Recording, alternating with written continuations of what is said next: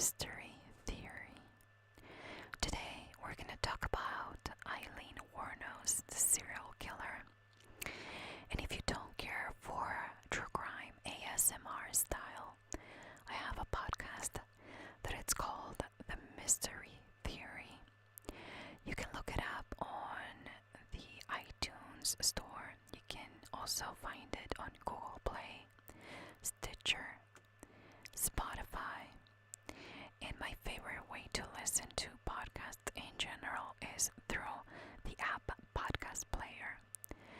Now, I have an Android phone, so I don't know if that same app you can download it on your iPhone, but that is my favorite app for listening to podcasts. So, if you don't like whispering, if you find it creepy, weird, or something, but you do want to listen, or you do want to know more about Aileen Wuornos, then please head to my podcast. I will have all the links in the description box down below and also in the comments pinned to the top, so you can find it better there and you don't have to listen to this case here in an ASMR way if you don't want to. I know there's a lot of people who want it done, so if you're one of those, please join me in the podcast. Now, I wanted to thank Lindsay. She is one of my patrons, and she requested this case of Aileen Wuornos. I already had some of the research for this case, and it was one of the cases that I wanted to share with you after the series of videos on Haley Cummings. But it was going to be my third or fourth video after that series, but since Lindsay requested it, I kind of bumped it to the first video after the series of Haley Cummings video. I also wanted to thank Kayla Kane, Emmy Rose, Lindsay Franklin, and Josie Nichols for supporting my channel through Patreon. It truly means a lot that you guys not only take the time to visit the page and keep up to date to, with what's going on the channel, but also feel like you want to support the channel and support the efforts. And so thank you so much for doing that. Last Saturday I shared for my patrons the Evil Comes in All Shapes and Sizes case, which is about Skylar Nees. And if you don't want to support me through Patreon, you can listen to that case on the podcast, okay? So it's not going to be ASMR like it's on my Patreon page with the whispering, but you can still, hear about it or know more about her case on my podcast. Anyways, this video I feel like it's going to be different, and it's probably going to be very long because instead of talking about the lives of the victims, it's usually what or how it goes in this kind of videos, we're going to talk about the killer. So instead of letting you know where the victims were born and where were they when they were killed and how they got in contact with the killer and everything that I share in my other videos, this one is the complete opposite because we're going to follow the life of the serial killer. And we're going to briefly talk about the victims, which I feel like they're not even shared enough. So I'm going to take the time to talk about a little bit about them, okay? I just feel like, they deserve to be known, not because of, they were killed by her, but they were people and they're not walking in this earth anymore because of Aileen. I'm also going to share my thoughts on the idea that a lot of people have that Aileen became a serial killer because of her life. Her childhood, her parents, her grandparents, and lack of education. However you want to call it, a lot of people believe that she became a serial killer because of those circumstances. And I'm going to share with you what I think about that, and also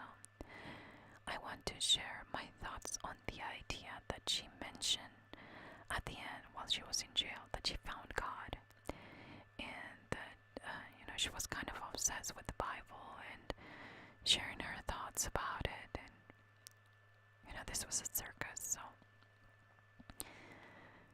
not because of the religious thing, but so many things are involved: religion, childhood, psychiatrists and psychologists, and people's opinion. This was a very complicated, and I think that, of course, you are entitled to your own opinions and thoughts about it.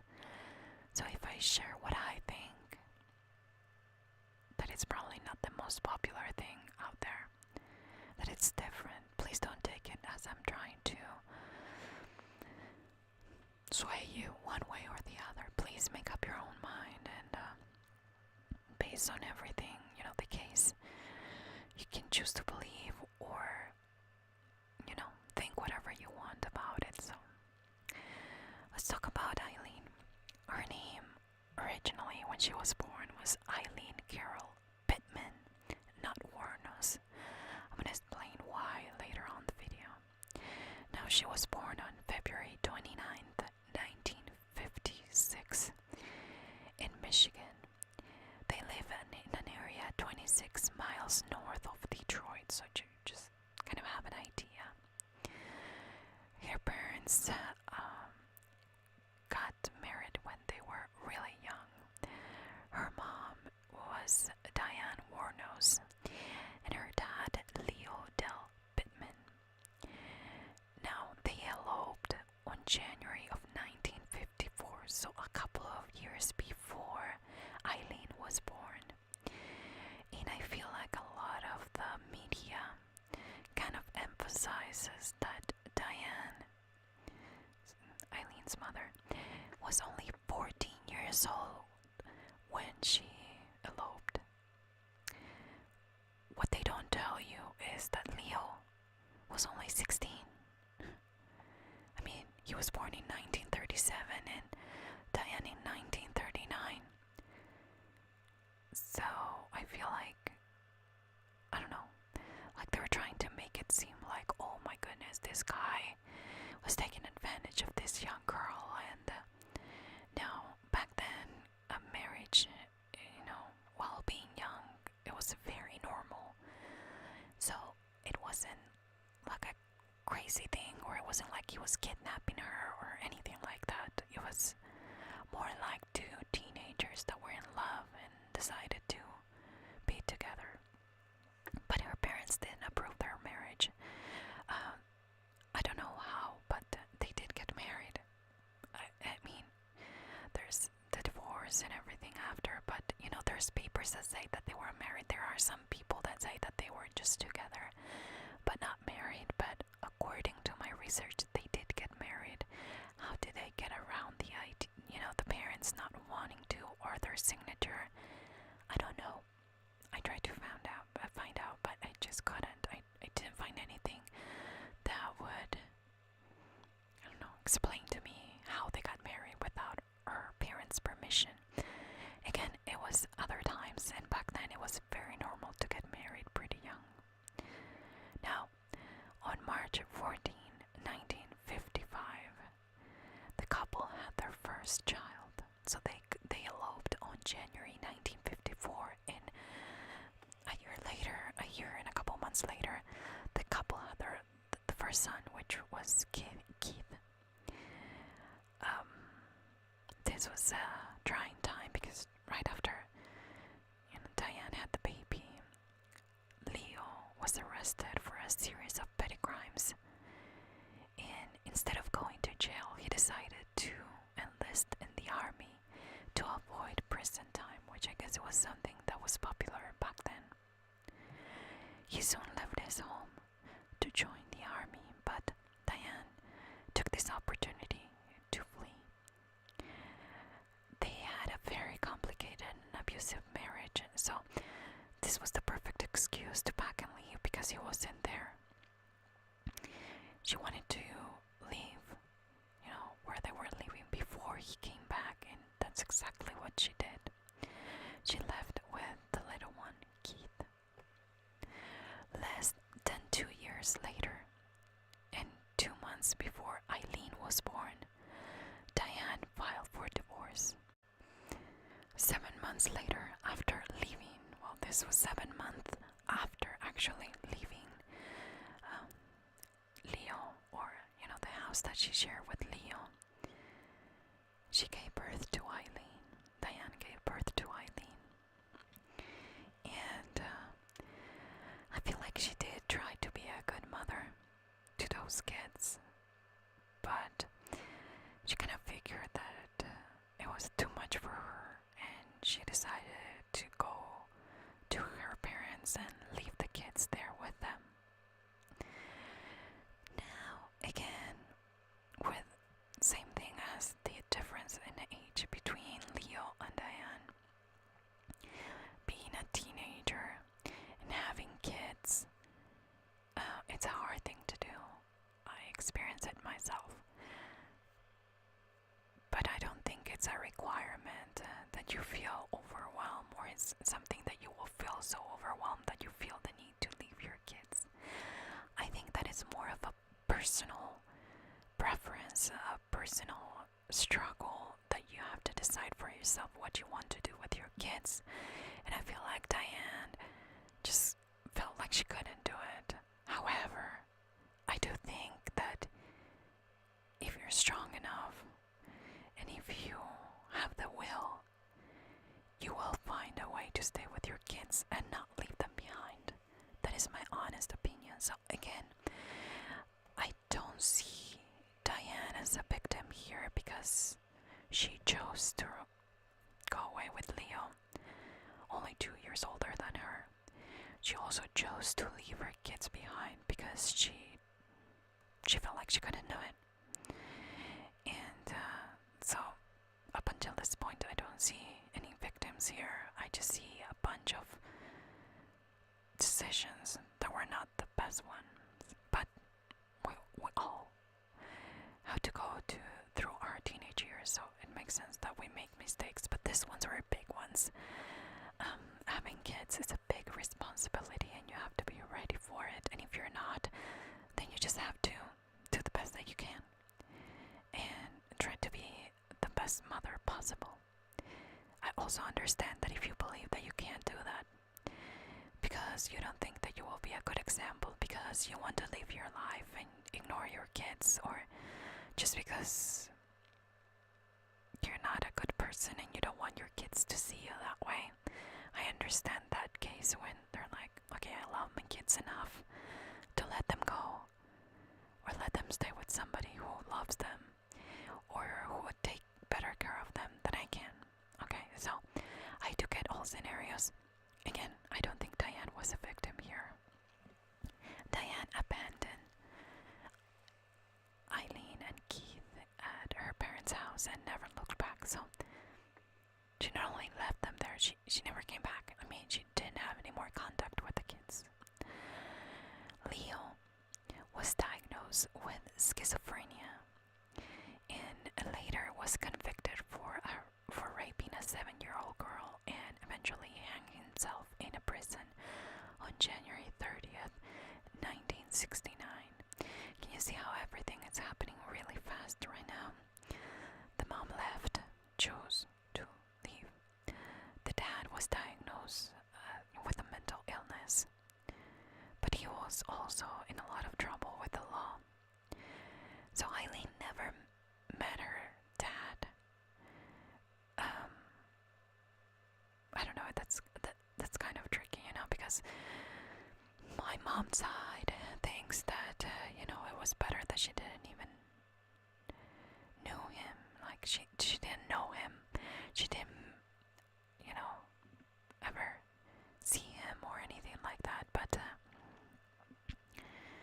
at the same time, I understand that having schizophrenia, it's not a choice like packing your bags and leaving your kids. Because you think you made a mistake, and again, I don't know the kind of mother that Diane was. Maybe she was doing drugs, maybe she was a drunk, maybe she was, but according to my research, that wasn't really the case. I mean, she wasn't in a lot of trouble. She just that's why she left them. So I don't understand so much the side of the mom as I understand the side of Leo, the dad, because he was sick and he didn't choose to be sick. Or, again, I'm not saying that because he was sick, he raped, or he was entitled to rape a 7-year-old girl. But I just think that when you have that kind of mental problem, if you don't get the help that you need, you'll probably more than likely will get in some kind of problem with the law.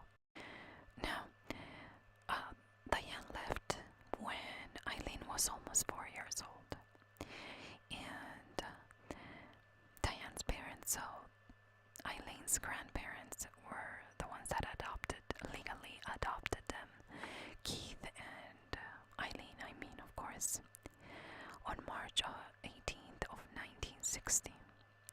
That's how they became Wuornos and kind of lost their dad's last name.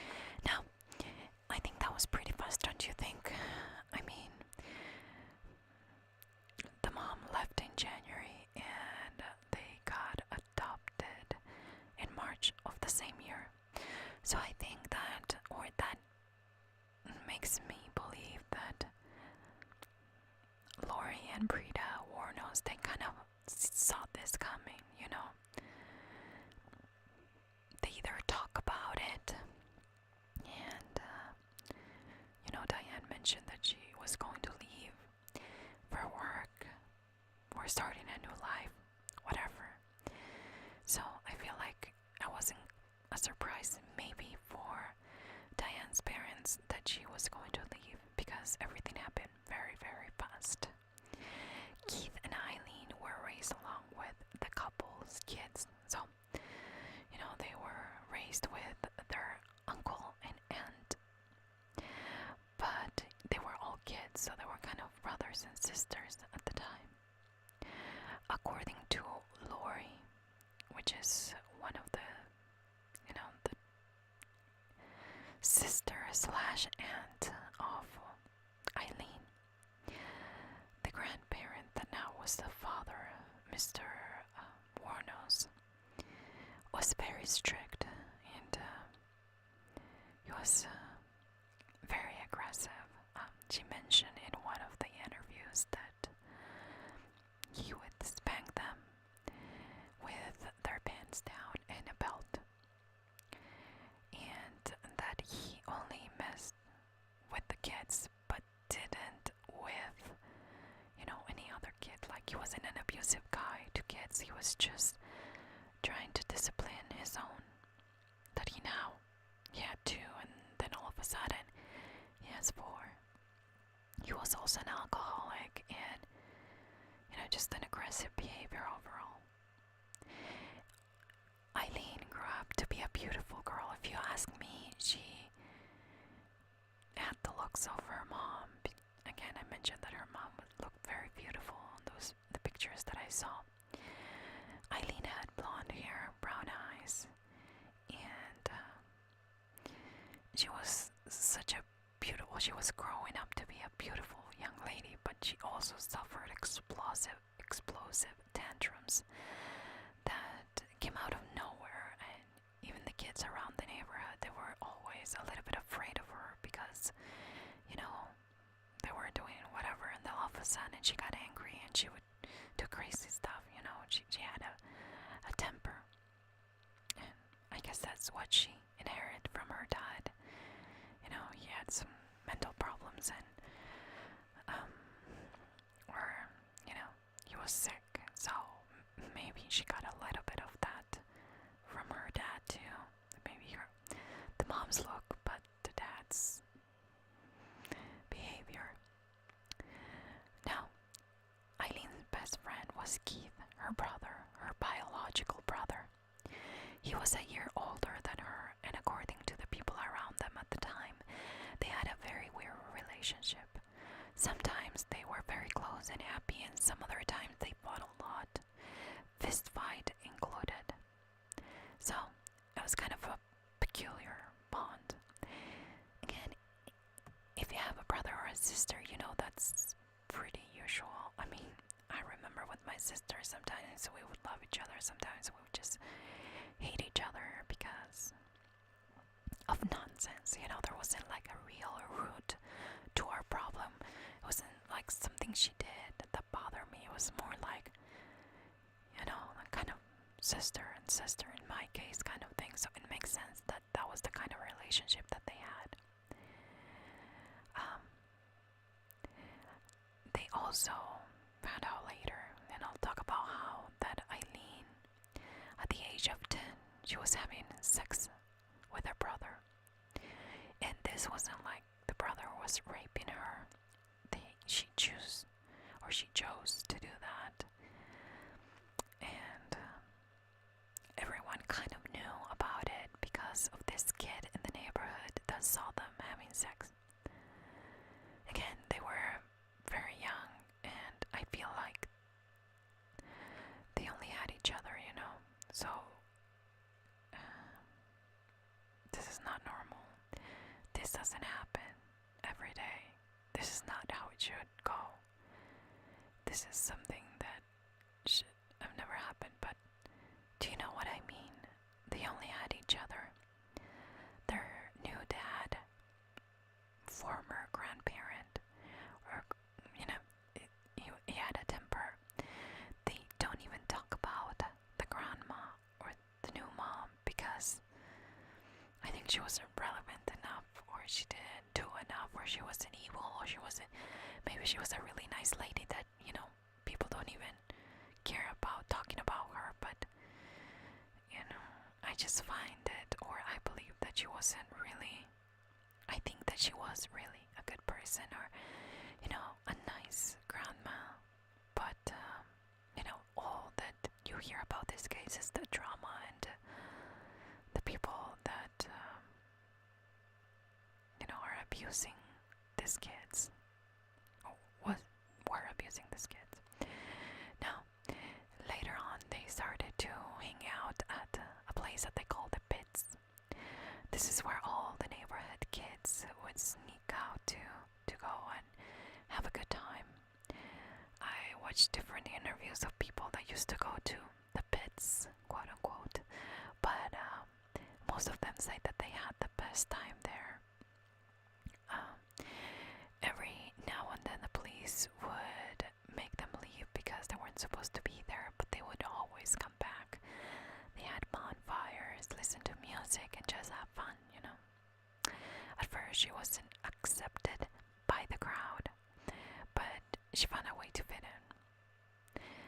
When Aileen was 11, she started to have sex with other boys in exchange for loose change, cigarettes, and drugs. Yeah, she was only 11 when she started to do that. Also, when the friends, the other boys, found out that she was doing that, they started to treat her with, let's say, no respect.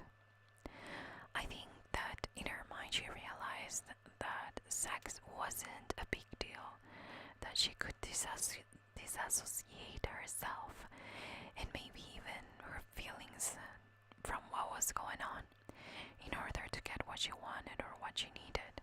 It kind of became a normal thing, because what are you gonna do? I mean, if you believe that that is the only good thing that you have, and that is the only good thing that is going to help you get whatever you want, then she started to use it that way. I'm not saying it's right. I'm saying that it makes sense that she didn't have any kind of guide, or she didn't have any kind of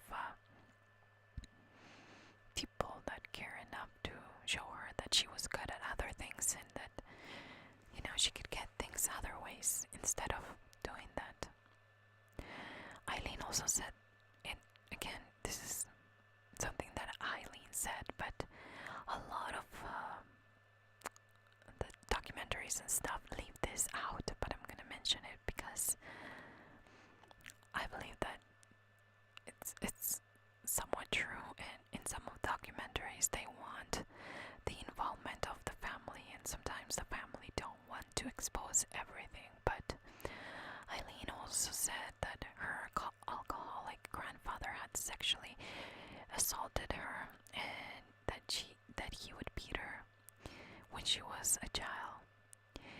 And before beating her, and he would force her to strip out of her clothes. So it wasn't like, I'm gonna spank you, so put your pants down, but he would force her to be naked at the time that he was going to beat her.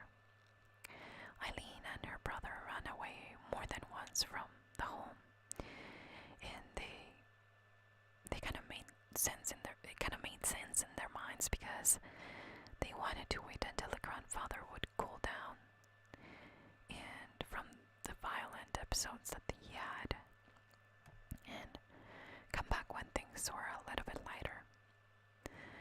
And there was a neighbor in one of the interviews that mentioned that when they would come back, they would send them to some kind of a reformed school for a while, and then come back home. So I don't know if it was a military thing or if it was some kind of things for teenagers with problems. I don't know what kind of home that was, but according to the neighbor, even when they found them, they wouldn't come back home immediately.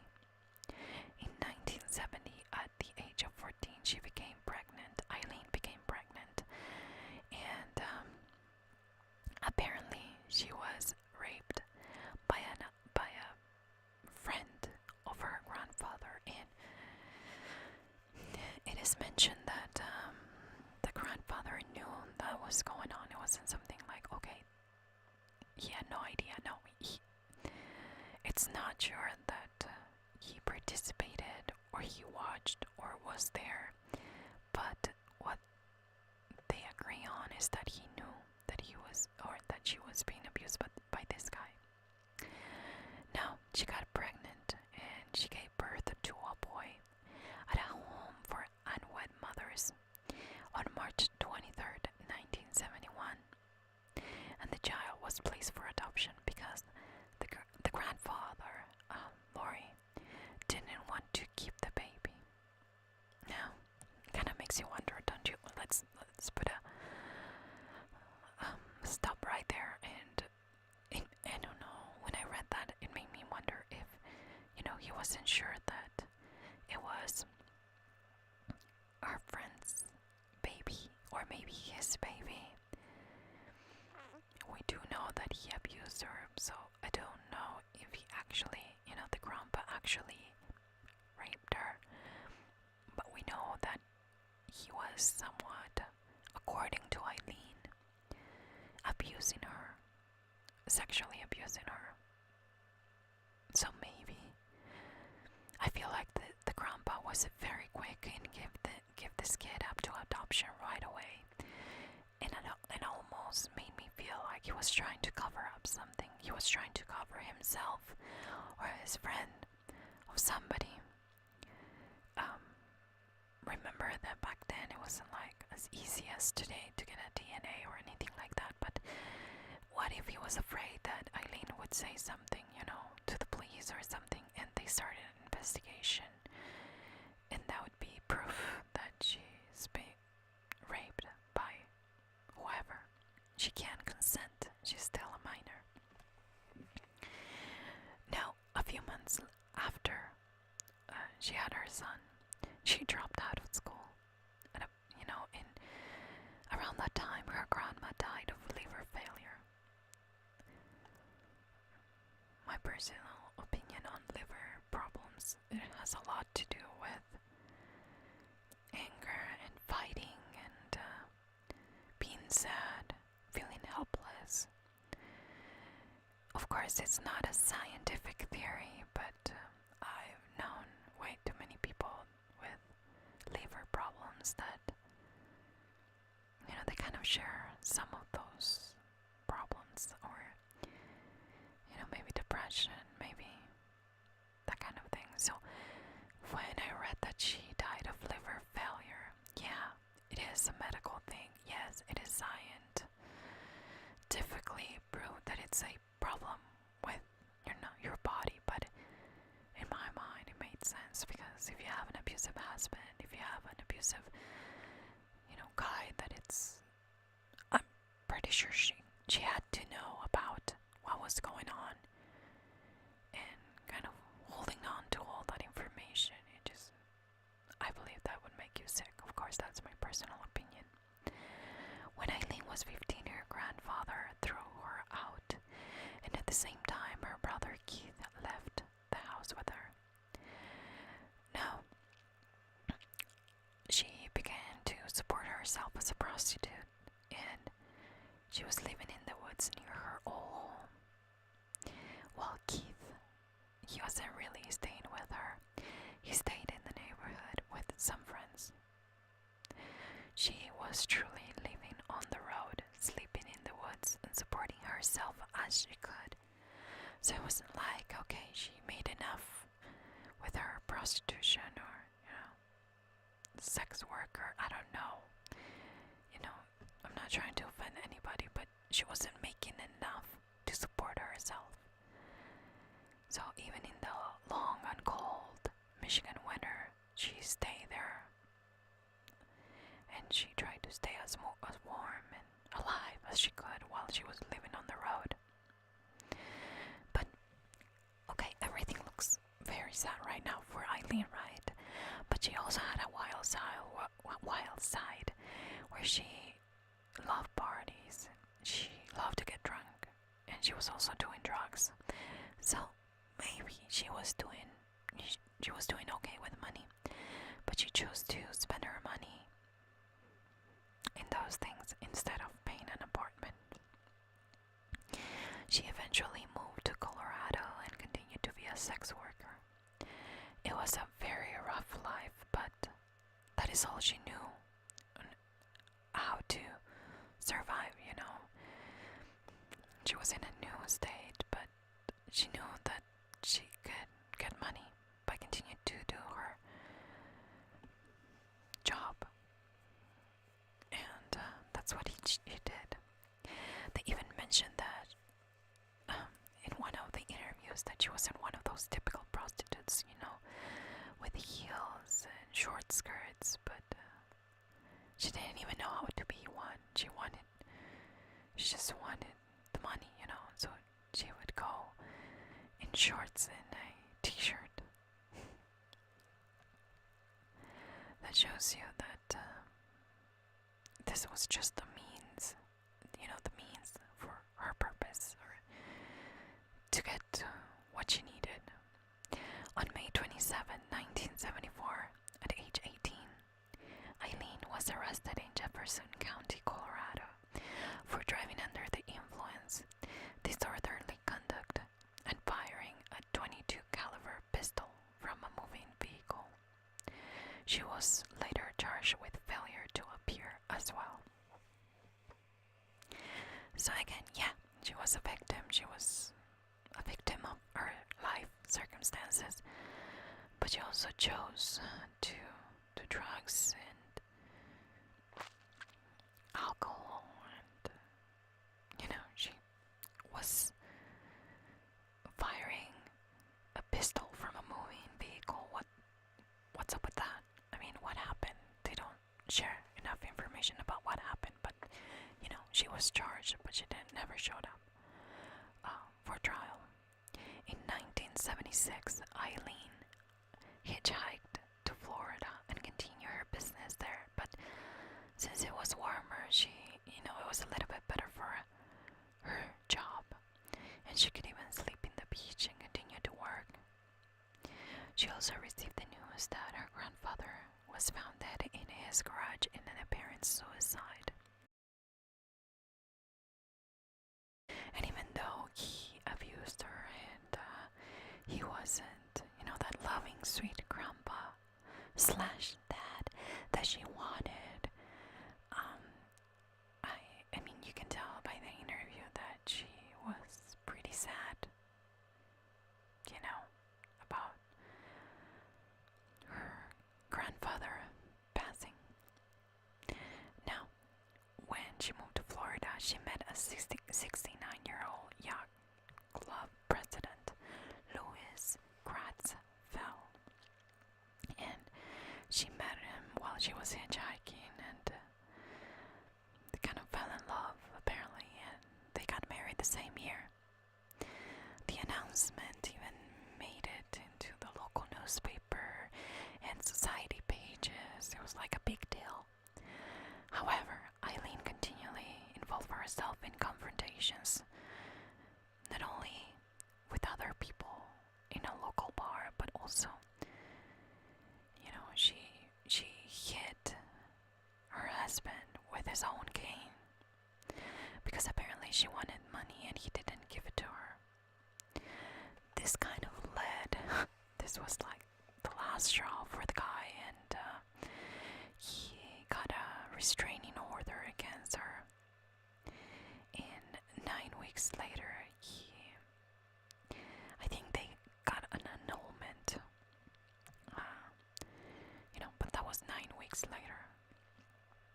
After they got married. So it was a short marriage, and it would make sense. He was an older guy, and I think that if she was smart enough, and she could have had a better life, money-wise, if she stayed with this guy, and if she was a good companion for him. But she wasn't looking for money. She knew how to get money, in my opinion, and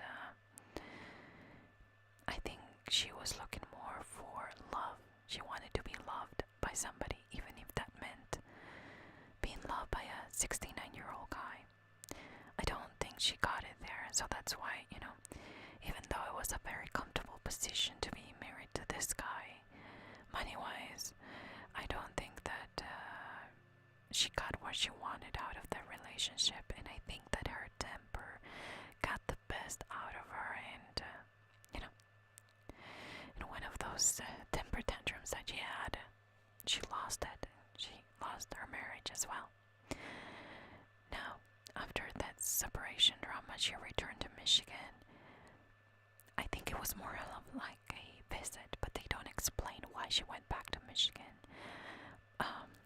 Now, on July 14, 1976, she was arrested in Antrim County and charged with assault and disturbing the peace for throwing a cue ball at a bartender head. That was on July 14 in Michigan. Now on July 17, her brother Keith died of esophageal cancer, and Aileen received $10,000 from his life insurance. She loved Keith, and she was devastated. He was always loyal to her, no matter what she did. He was, the kind of guy that would always support her. So she decided that to drown her sorrows, she was going to do that with alcohol. She had $10,000, and she had the money to spend. So in August of 1976, Aileen was given a $105 fine for drunk driving. Wow, that was pretty cheap. She used Keith's inheritance money to pay the fine and spend the rest within 2 months by using it to buy luxuries, including a new car, which she wrecked shortly afterwards. What can you get from here? Well, she was a mess. She was drunk all the time. She was making the wrong decisions, and she was spending money that she shouldn't have, and stuff that she didn't need, but she didn't know better. Now, after that, she went back to her lifestyle, so she was broke, with no car, no money, nothing, and she decided to go back to Florida and work the exit ramps in the Florida highways. In 1978, at age 22, she tried to kill herself, shooting herself in the abdomen, and even confessed that this wasn't the first time that she tried. She got some kind of counseling, but it wasn't enough to help her. In May of 1981, she robbed a mini mart in Florida. She was drunk and wearing a bikini while she was doing this, at a gunpoint. defense lawyer, Russell Armstrong. So this was her lawyer. She was living with her boyfriend at the time, and apparently she wanted to see how the boyfriend would react to her doing this. She took the money and got into US 1 to get away from, the area. But her car, or the car that she was driving at the time, overheated, and the police already had a sketch of her. They eventually arrested her. She got 3 years in prison, and apparently she started to complain because she was sharing herself with lesbians, and also made a few claims of reading the Bible and getting close to God. So apparently when she got to jail, she thought that she was too good to be there, and which doesn't make sense, because that's when she was supposed to get close to God, and it kind of doesn't go with the idea that she was not okay sharing herself with quote-unquote lesbians, which we don't know if it was true or if it wasn't true. We don't know. But when you decide to commit a crime, newsflash, when you go to jail, you lose all privileges. So deal with it, at least when you're guilty. I'm not talking about people that are wrongfully convicted. I'm saying that if you know that you did something right, sharing yourself with other people, I don't think that would be the worst case scenario, even if those are lesbians. And even it doesn't make it kind of bothers me that she said that, because she kind of wanted to implicate that the lesbians there, just because they were lesbian, they were messing with her. That kind of argument doesn't make sense in my mind. You can be a perfectly straight person and you can do horrible things. You can rape somebody. You don't have to be a lesbian to do that, or you don't have to be gay, or you don't have to be straight. It just takes the kind of person that would do that. But please don't tell me that you didn't know that when you were doing all that stuff. And please don't tell me that you didn't think about the possibility of going to jail and have to deal with people, criminals, or people that, did something like you did. It doesn't really make sense for you to think that you're above the law and that you will never get caught and that you'll never have to share a cell. I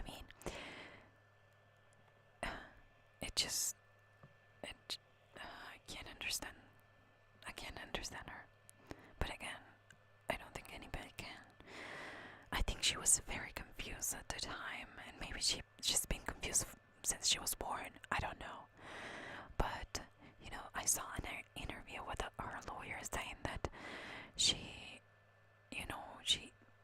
was afraid to be with another man after what happened to her, and because she ended up in jail because she was trying to show off to her man and whatever, and she was afraid that it wasn't going to last. So okay, so you have problems with lesbians, but you also have problems with men. So again, that shows the confusion that she had in her mind. She can't even, what does she want? She wants a relationship, she wants love, but from who? Or what? It just, again, it shows how confused she was. Now around this time, Aileen met Tyra Moore.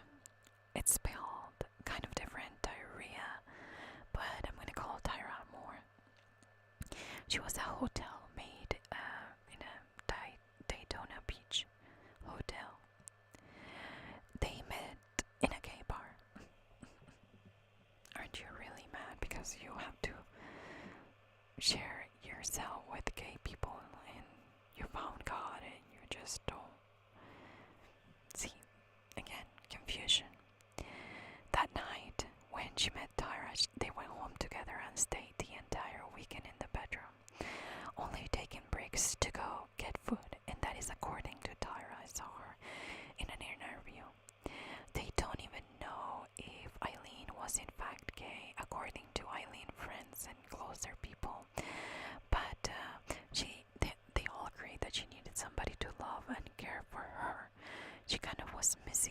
she never had from her parents to her grandparents. And then she found with her brother, and now the brother is dead. And I think she was feeling very lonely, and she wanted that relationship with somebody. She wanted that love from somebody. So they moved in together, and Aileen supported them with her earnings as a sex worker. But they were always moving because of the lack of money. Tyra even wanted her to stop being a sex worker, but she didn't do that much, okay? I mean, she didn't want to. She says that she didn't want her to be a sex worker anymore, but at the same time, she didn't do anything to make Aileen stop or to help her stop. Aileen worked the exits of the freeways by day and then spent her weekends at night with Tyra, watching movies and going to bars. So apparently, they didn't care to have too much. They just wanted to party and be together. Her temper was also getting the best out of Aileen, but Tyra loved her and was putting up with it. I think that Aileen loved Tyra so much because Tyra accepted and loved her just the way she was, just the way that Aileen was. And I also think that, Tyra probably did love her, but at the same time, I think it was a convenient relationship for Tyra because, they were still partying, they were spending money, and basically, according to everything that I researched, the one that was supporting them the most, or that brought the most money to that relationship with Aileen, was Aileen. On July 4th, 1987, Daytona Beach police detained Aileen, and also they got Tyra at a bar for questioning regarding an incident in which they were accused of assault and battery with a beer bottle.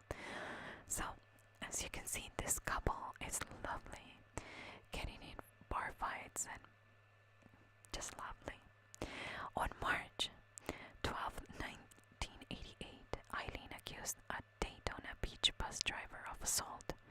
She claimed that he pushed her off the bus following a confrontation, and Tyra was listed as a witness to the incident. By the fall of 1989, she has been working the exits of the freeways for 10 years now, and her lifestyle choices were taking a toll on her. So she was only 33, but she did look a lot older. And to be a sex worker, you probably have to have some kind of look. Not that you have to look amazing, but I'm just saying that because she was doing drugs, she was drinking, she was probably looking not the best. So she stopped slowly getting clients, and they were financially struggling. Okay, a couple that get in trouble with the police every once in a while, and now, they can't even support themselves. I am assuming that they had some kind of problems between them. But Aileen wanted to stay with Tyra, and for some reason she knew she needed to provide for her. And because she thought that she was going to lose her again. That shows the kind of love that they had for each other, like we kind of need each other. We get in trouble together. We,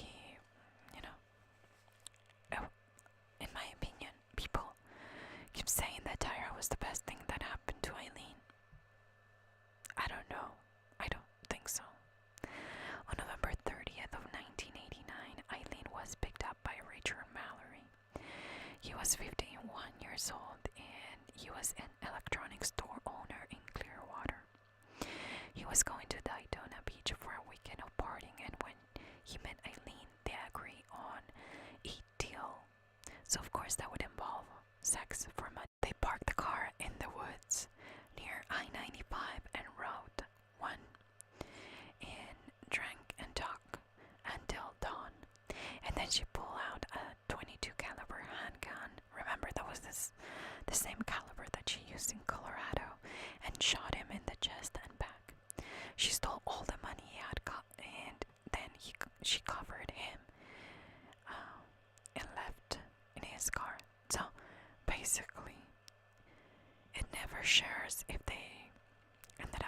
sex. Apparently they were just partying together that night. But I don't understand, how the idea was, because if he was partying, I don't know what they were doing on the side of the road. But at some point she decided that she was gonna kill him, and she did.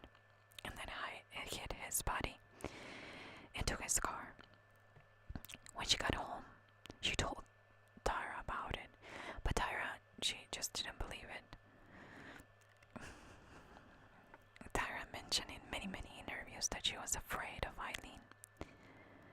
And if you're afraid of somebody and they tell you, hey, I just killed somebody, wouldn't you just believe it? Doesn't make sense to me what Tyra is saying anymore. Later that day, they grabbed all their stuff and put it in Richard's car, and they moved into a new place. Aileen then cleaned the car and got rid of fingerprints that covered this, everything in the car. I mean, I don't know how she did it, but apparently she got rid of everything.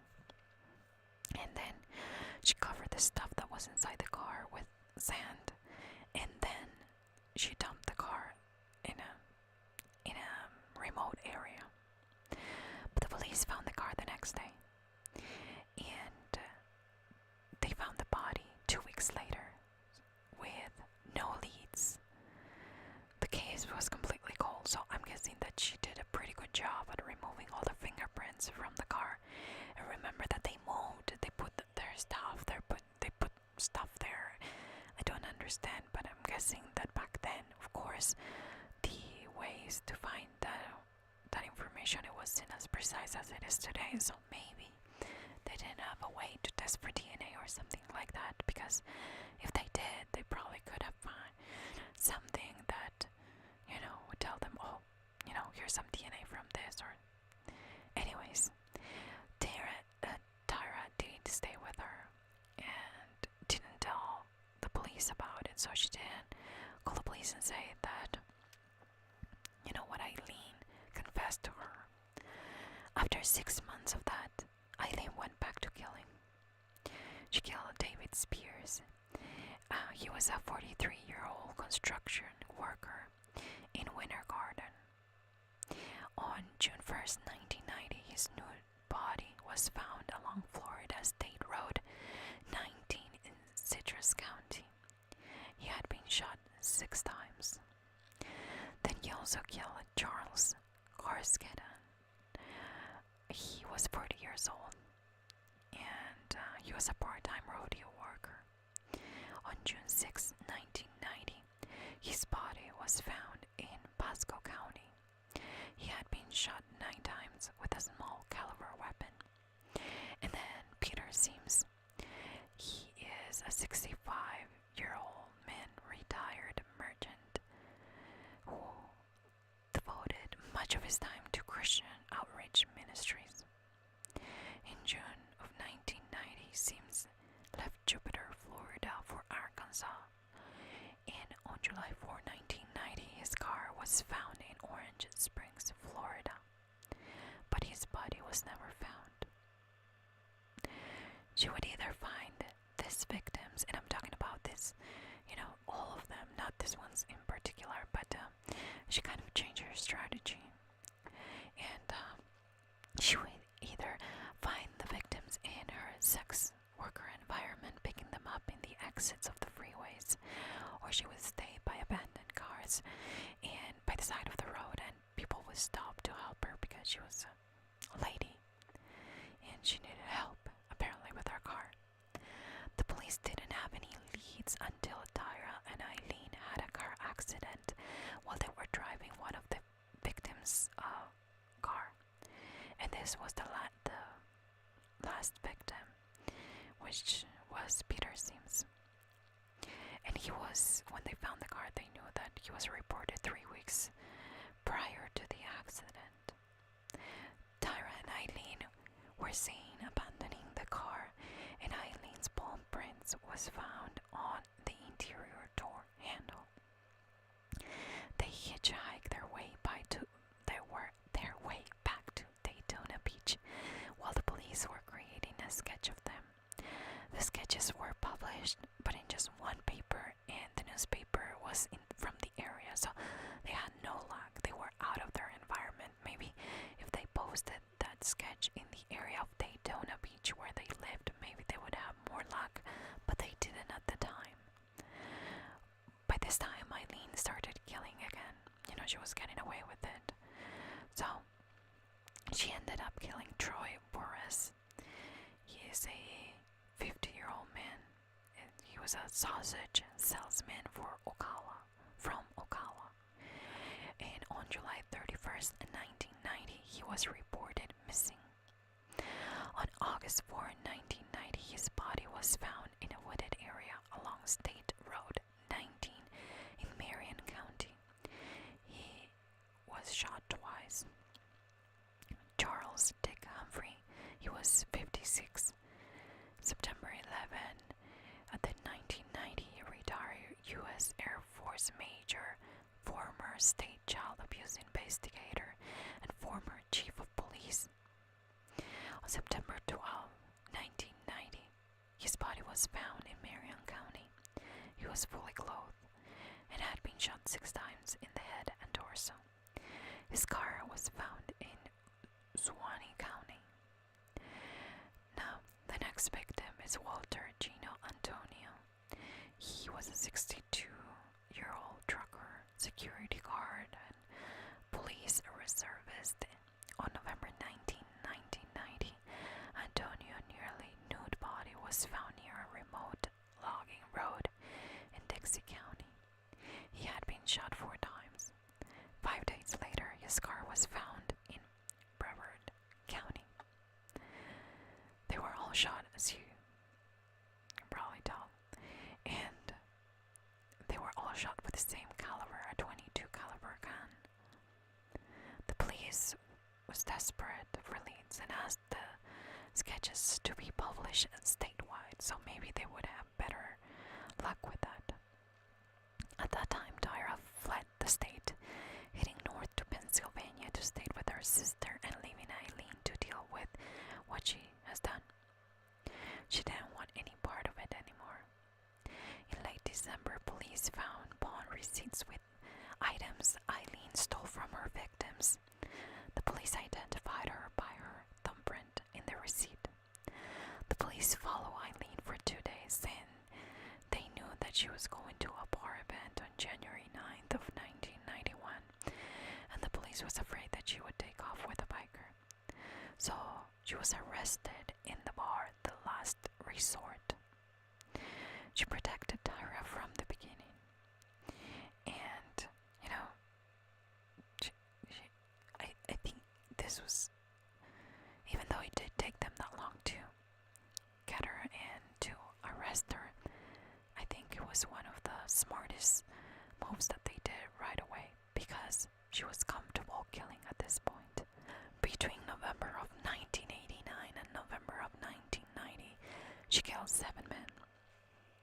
The police started to look for Tyra and found her in Pennsylvania again, where she went to see her sister.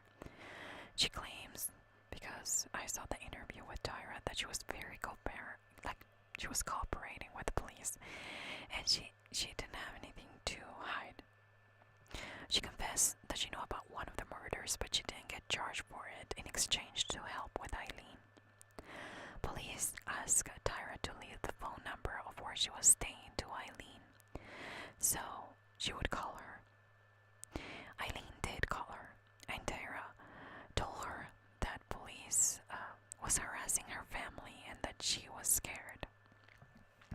They talk about something about identity theft or something like that, and I think that was the way of Tyra trying to get a confession out of Aileen.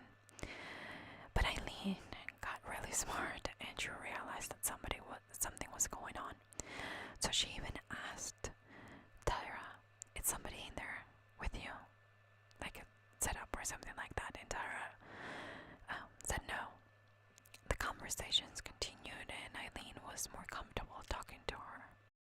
In one of those calls, Tyra tells Aileen that she's really scared that she's going to go to jail, and that she was even thinking about killing herself. At that point, Aileen told her that she knew that she had So on January 16, 1991, she confessed for more than 3 hours. Aileen did, talking to investigators and telling her story, crying and sometimes even laughing. She swore that was the truth, and even when her lawyer told her that she should stop talking, she continued to do that and said that she needed to tell the truth. She admitted to killing 7 men, but instead of saying, okay, I just killed them because of the money or whatever, she claimed that it was in self-defense. She said that she felt threatened and didn't want to take it anymore, so she defended herself. Aileen was charged with 6 counts of first-degree murder. You know, this was very weird and puzzling to the police because, according to data, I think, or previous cases, a woman usually kills close people. It's not common for a woman to kill a stranger. In a way, it made sense because she hated men, because they rejected her, they made fun of her, they used her and made her do things, sometimes even against her will, like the grandfather and his friends, stuff like that. So I understand that she was battling all this thing that she had against men. I think that she felt that this was the time for revenge, that she truly believed in her mind that this was the time for revenge. She started to get offers for books and even movies on her story, and her lawyer even told her that, she could do it, but she was probably not going to see $1 from those movies, or that they were not going to benefit her money-wise. Now, Arlene Crowley is a 44-year-old woman, a born-again Christian from Florida that felt that she needed to reach out to her. According to herself, in an interview, she mentioned that she felt like God wanted her to contact Aileen. And she wanted to visit Aileen and wanted to try to understand her, talk to her, but apparently you had to be some kind of a family member in order to go visit and talk to the prisoners, or at least in Aileen's case. On November 7, 1991, Arlene, this lady that wanted to be close to Aileen, and her husband, Arlene's husband, adopted Aileen so they could visit. So a lot of people say it like it was shocking, like why would anybody would want to adopt it? But it was just a way to get around, okay, the legality of visiting Aileen. Aileen trusted Arlene, and before she would speak to public defenders or anything, she would tell them to talk to Arlene first. Now, for the lawyers, that was a problem because they didn't need Arlene, they needed Aileen. But I think that Aileen was feeling safe with her new adopted mother. On January 15, 1992, the trial started, and the defense tried to make it seem like self-defense. But there was so much evidence that would tell otherwise, that it was ridiculous. The jury didn't buy it, and the self-defense claim, it was quickly dropped because of the amount of evidence that they had. The hardest part, I think, for Aileen was when she heard Tyra, or when she saw actually Tyra take the stand. Tyra wouldn't look at Aileen in her eyes, and she would look the other way. Aileen was trying to find Tyra's eyes, but Tyra was done with Aileen at that time. So Aileen was, not only sad about it, but you could see that she was crying there. She realized that Tyra wasn't really on her side. She claimed self-defense on the first victim, Aileen did, but the this was a really tough case because the lawyers knew that she couldn't manage her temper. So even when they were trying to claim this as self-defense, at least the first victim, she had a meltdown, and it was kind of hard to convince a jury that you are a nice person when you are acting crazy while you're trying to testify. Now, she got charged for first-degree premeditated murder and first-degree felony murder for Richard Mallory. And she was so mad that she started to yell at the jury, and she was wishing that they get raped in the future. An expert claimed that she had a borderline personality disorder, and that's why she was acting that way. And he testified that in court to kind of help the jury to understand why she did that, why she even started yelling at them, and her problems with anger management. But on January 31st, 1992, she was sentenced to death. She was 36 years old. Over the next 2 years, she would plead no contest to 3 other counts of murder and pled guilty to 2 others. She just wanted to get it done with. She just didn't want to appeal anymore after a while, and because she knew that she was going to stay there in jail for 20 years, waiting for all those appeal dates that she started initially. She said that she gave her life to Jesus and that she knew that he forgave her and she was ready to go to heaven. So she filled her time reading the Bible and drawing. She was also sending Arlene's, her new adoptive mother, these drawings, and one day they just drifted apart because apparently Arlene wanted to keep all those drawings and make a museum where she could make money out of Aileen's stuff. So Aileen accused her of trying to get money out of her story, and that relationship stopped, and Arlene didn't visit anymore Aileen's. She had a friend that Aileen would send 4 letters a day and talk to her and try to get as much out of her as she could. She was feeling like she was trapped inside a cell for 23 hours a day, and she was just losing it. Now, in July 2001, Aileen, at the age of 45, again asked the state to stop her appeals to move on with the execution. She also said that she killed them because she wanted their money and not in self-defense, and I think that she claimed that as well because it was probably the truth, and also because she wanted to get executed. She also said that it was a police setup. She used to say that the police knew that she was killing them, and the police led her to that, so they would have a case, which doesn't make sense. On April 1st, 2002, her execution was approved and was set up for October 2002.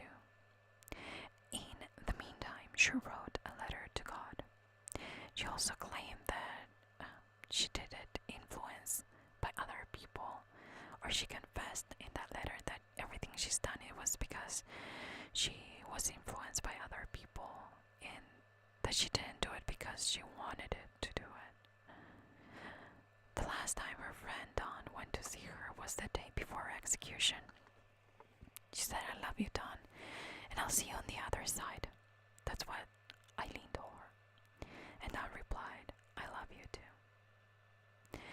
She was executed and cremated, and Dawn, her friend, brought her ashes in to Michigan in a tree that she planted. was tragic. And I think that is why she said what she said. Like, her last words, I'll have the video in the description box, were pretty crazy. She kind of mentioned God and also coming back. But, that ended her life there. This is a sad, sad, sad case that I don't really understand how people could excuse what she became and what happened to her, and how she became a killer. I truly don't understand how people got to that point. Because if she was a prostitute or a sex worker or, however, it's the right term, I'm sorry if I'm not using the right one, but think about it. If you're struggling in life, you need a room to sleep, you need clothes, and you need money. The last thing you want to think about is going to parties, drinking, and doing drugs. Those are choices that she made for herself, just like her mom made the choice to leave the kids. I think that, yes, a lot of what happened to her, it had to do with the fact that her life was tragic from the beginning, but I also think that she chose to do that. She didn't have that bad example of, her mom was a drug addict and she was doing drugs in her house while she was sleeping at night, and she got up one day and saw it, or the dad was raping somebody in their house and she got exposed to that kind of criminal life where, drugs and alcohol and whatever. And even though her grandpa was an alcoholic, I don't think that was enough for her to grab onto that and excuse her ways. I also think that if she truly found Jesus or found God in her life, she wouldn't have blamed everyone, even the day before she was executed, for what she did. I think that when you truly find God, you understand that everything you did, it was your responsibility. And when you are trying to put it on somebody else's, you're kind of excusing yourself and at the same time putting yourself as a victim and not as the one who made the mistake. So how can you forgive? In the case that she was saying that God forgave her, how can you say that God forgive you when you're not even being honest about it? You chose to kill the people. Yes, you did that because you didn't think that there was any other way around it, that you didn't have the looks anymore to continue to work as a sex worker. I get that. But that doesn't mean that there wasn't another way out. You could have worked at McDonald's, Wendy's. You could do some kind of housekeeping. But she didn't feel the need. She didn't want to. She thought that she could get away with it. She thought that she could do it. I mean, if she can be a sex worker, she can make a bed and she can do other work too. Not because, being a sex worker, it's, not a choice for her. I mean, she could have continued to do that, but then find another job or look for another job to get money instead of killing people to get their money. In a way, I understand why she wanted to die, and I understand why she confessed that, they didn't attack her, that she did it because she wanted to, because she really wanted to be done with this. She truly believed that, there is heaven, and that she was going to go to heaven because she confessed her sins, and because she confessed to everything that she did. I honestly, in the bottom of my heart, I wish that was the case for her. And I wish that she did repent of her sins, and not even the sins, but Did you truly repent of doing all those awful things? Not only the killings, but everything that she's done in the name of surviving, you know? I truly wish that, you know, that she was forgiven from the bottom of her heart and that, you know, she's in a better place now. But I also believe that in order for somebody to forgive you, you have to take responsibility. Think about it. You run over. Okay, you are driving a car and you buck up into a mail thing, and the owner of the mail box is outside, and then you go, "Oh, I'm so sorry, I bumped into your mailbox, but if you put it 2 inches back, then that wouldn't have happened." Okay, so you kind of erase everything that you said first, like the "I'm sorry," when you said, "But you should have done this better," or "It was your fault, it was actually your fault, I'm sorry, but it was actually your fault." You know what I mean? I wish her nothing but the best, and even after everything that she did, I am not a judge, or I am not God to condemn anybody, or to say what people deserve in this life. I don't think so. Or in the afterlife, which is even a bigger deal for me.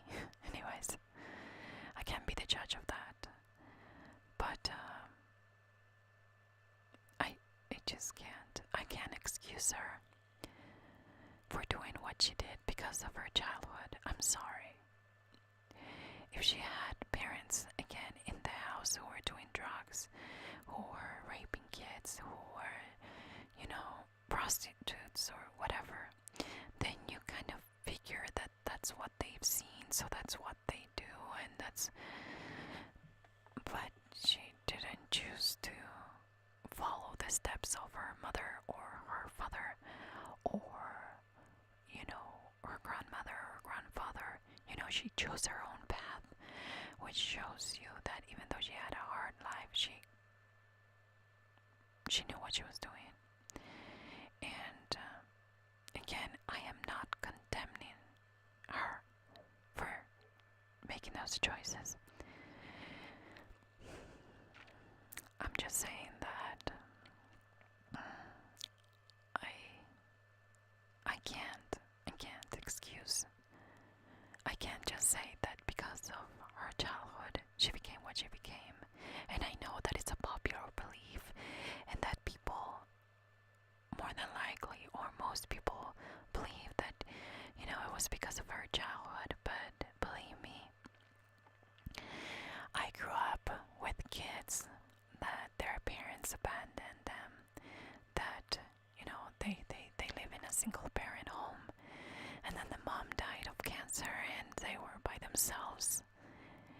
And now, one of them that I can think of right now, he's a great nurse, and he is one of the sweetest persons that, you know, you could ever talk to. And he had a tragic life that involved a lot of abuse and a lot of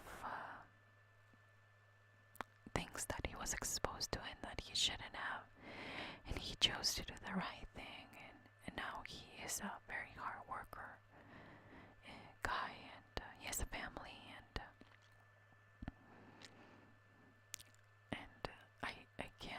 I can't.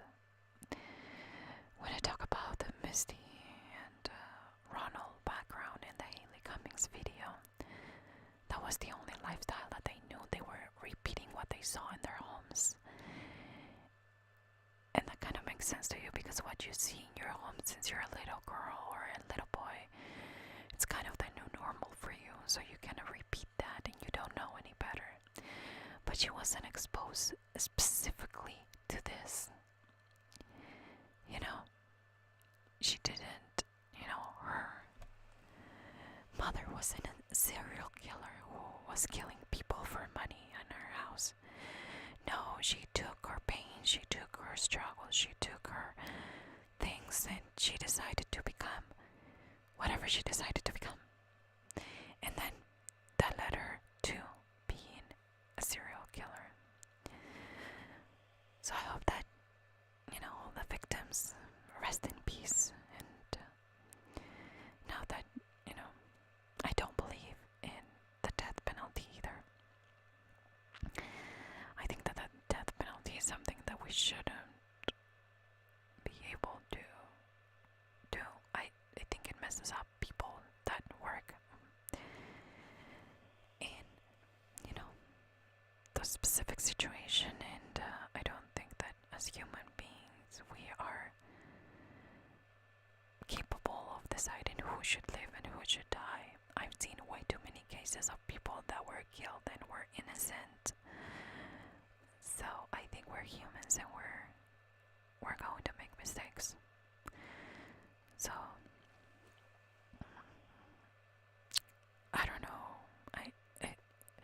This case, it breaks my heart for her, because I think that no kid should have to go through what she went through. But I also know that her brother Keith had a hard life too, and he decided to have a family and wife in a different setting than what Aileen chose to do with her life. So, two people raised by the same people, choosing paths completely different, that kind of shows you, the kind of person that Aileen was.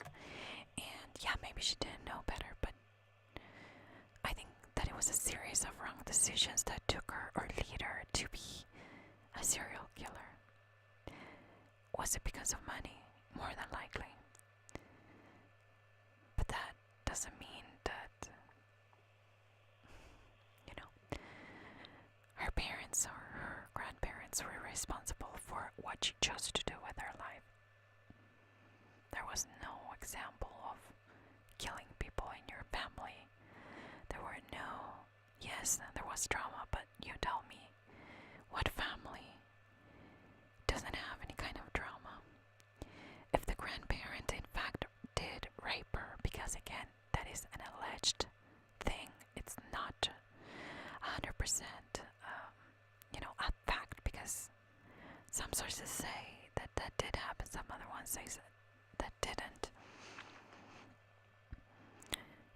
That was a extreme thing. But I can't, especially when she keeps saying that she found God and keeps blaming the people around her for what she did. It's just out of my understanding.